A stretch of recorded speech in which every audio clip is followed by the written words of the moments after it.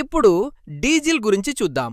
Diesel ఎక్కువ సాంద్రత కలిగి ఉంటుంది మరియు ఇది నెమ్మదిగా మండుతుంది, కానీ ఇది ఎక్కువ శక్తిని ఉత్పత్తి చేస్తుంది. డీజిల్ ఇంజిన్లు ఎక్కువ టార్క్ ఇస్తాయి, అంటే భారీ బరువులను సులభంగా మోయగలవు. అందుకే ట్రక్కులు, బస్సులు మరియు పెద్ద వాహనాలు డీజిల్ను ఉపయోగిస్తాయి. ఇవి ఎక్కువ లోడ్ను తీసుకుని ఎక్కువ దూరం ప్రయాణించగలవు.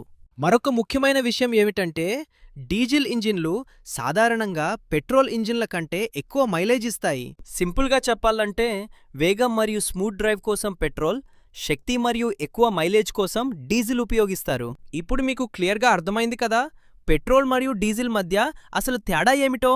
మీకు ఈ విషయం ముందుగా తెలియకపోతే ఇప్పుడు కొత్తగా నేర్చుకున్నట్లయితే ఈ వీడియోకి లైక్ చేయండి మరియు ఇలాంటి మరిన్ని ఇన్ఫర్మేటివ్ వీడియోల కోసం మా ఛానల్ను సబ్స్క్రైబ్ చేయండి. మీరు ఏది ఇష్టపడతారు, పెట్రోల్ లేదా డీజిల్? కామెంట్లో చెప్పండి.